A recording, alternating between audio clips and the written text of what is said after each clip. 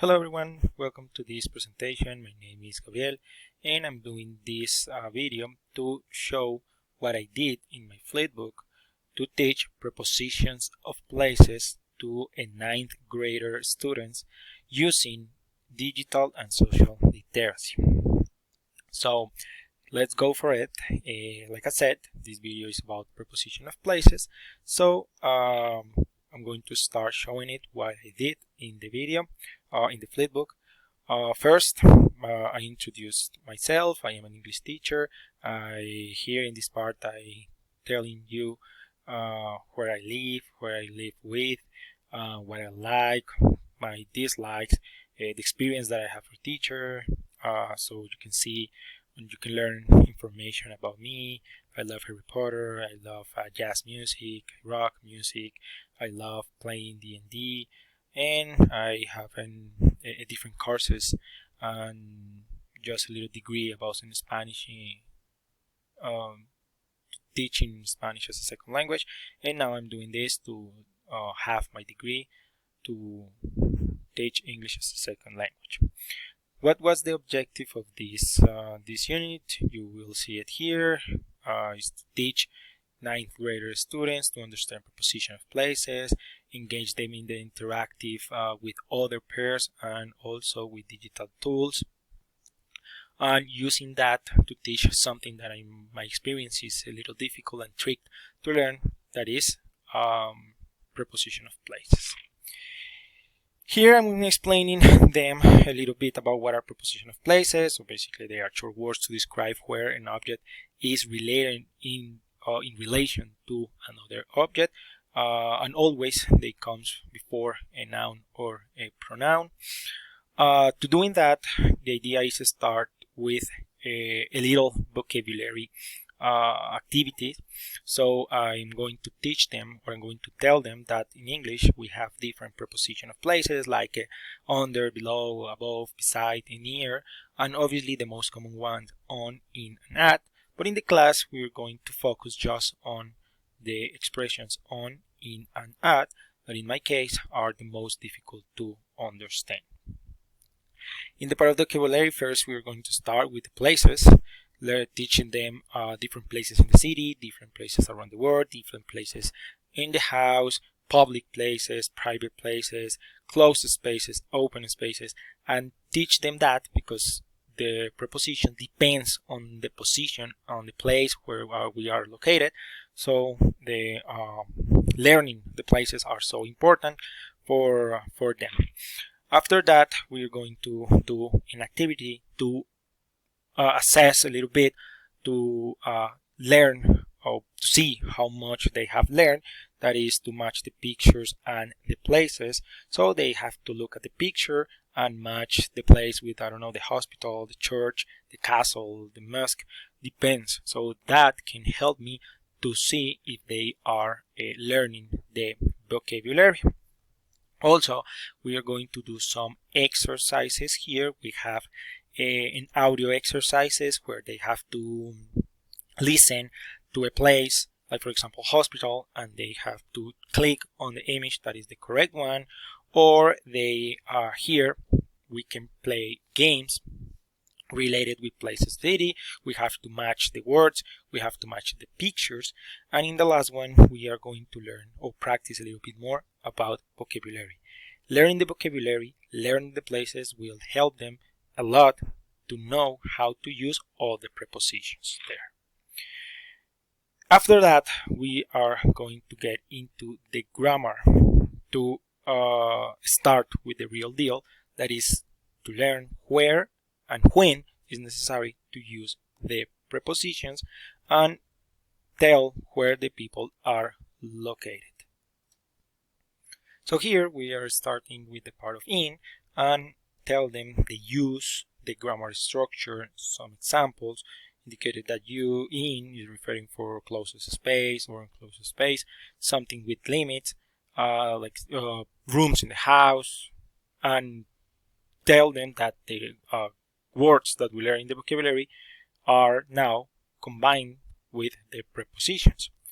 Also, obviously, we're getting into the part of on, the use, again, for surface or specific days, if we're talking about time, but also with place it could be, the grammar structure, when it's necessary to use the grammar structure, some examples so they can understand. I'm going to give them some real examples using real life situations. Also, we're going to get into the part of at, indicated also the use to refer a specific location or points on public places, and tell them that with at we have a rule that always is with work, school, and home, and verifying that they understand the difference between at and in with public spaces.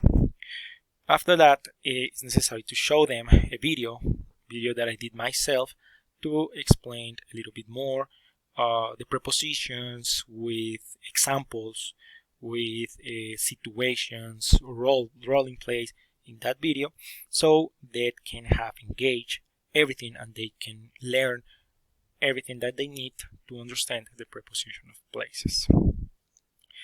Afterwards, we are going to get into some activities to put in practice what we have learned, and in that case I'm going to see what exactly they learn and make the feedback in real time or make a review if it's necessary. In these activities I use the social and digital literacy because I combine them with some digital activities and some group activities so they can have developed all the literacy in just one. The idea of those activities for the assessment activities and the methodology was to combine them, social and digital literacy, to create just one and not make it separately.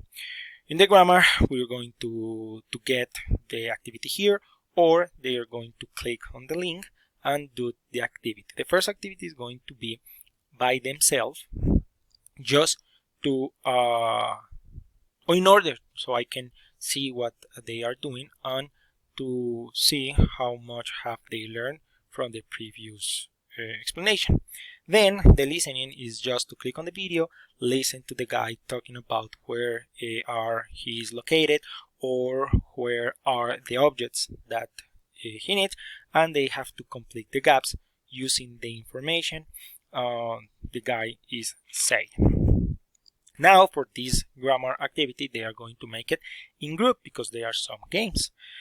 They can play the basketball games, Pirate Challenge or Home Run Derby, and depends. They can make it for 2 for the basketball, 4 for the Pirate Challenge, or 5 for the Harper Derby, and they are going to ask them each questions, and also they are going to gain points and go through a board to the goal or the end, so they can have a fun moment learning also and practicing the grammar. Like I said, the methodology that I used was try to combine the social and digital literacy, and I use for this Flipbook a task-based learning. So as you can see, I create a pre-task, a task, and a post-task. So in order to explain a subject, do some activities about the subject, and then with the post-task provide them a feedback if they use well or not. Even though if there is a good exercise, I'm going to give them the feedback to show them that they are doing good.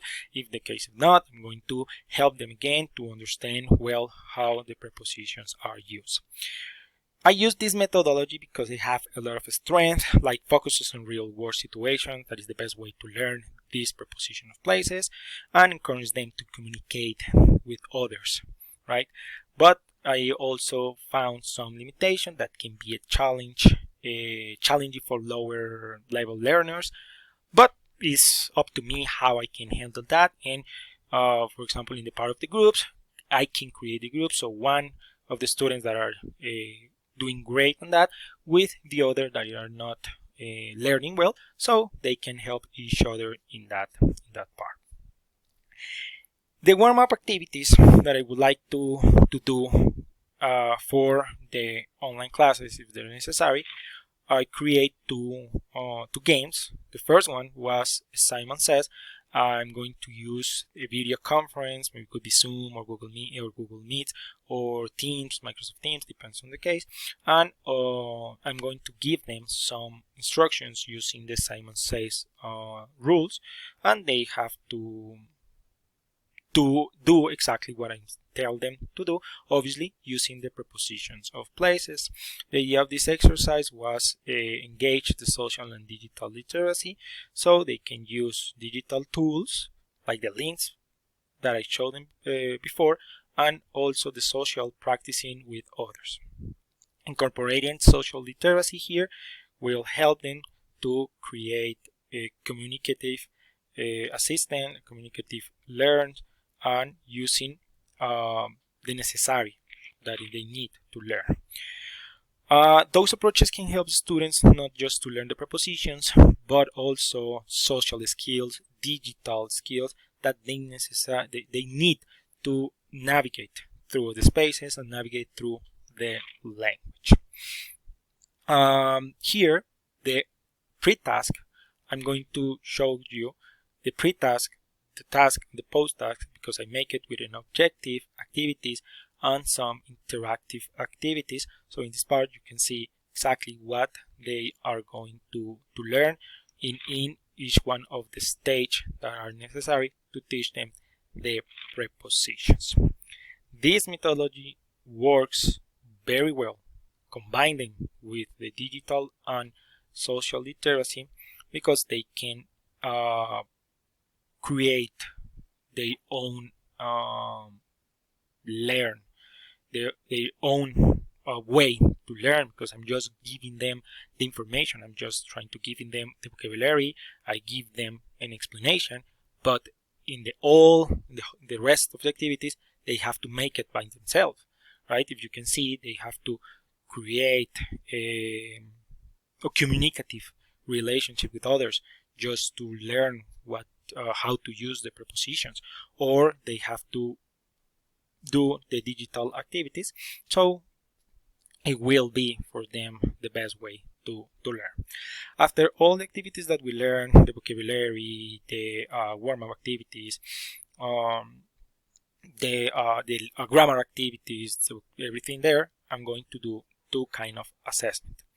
The first one is an formative assessment that is just about giving them an individual exercise, so I can see how much they have learned, if they progress or not, or is necessary to do the last review about the activity. Also, obviously, I'm going to use some digital interaction applications, but also during the whole course, I'm going to provide an assessment, just watching them through the activities and making the review that is necessary. At the end, we're going to do a summative assessment that is from 3 parts. They have to click in each one of the links, and after that, they are going to answer the questions in the assessment. They are going to have a grammar, a listening, and a reading exercise. They are going to have a grade 1 out of 10, and in that case, I'm going to give them and provide them a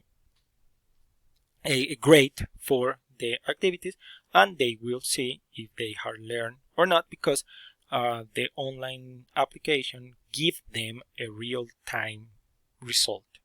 So I can make it in that moment the feedback or the review that is necessary.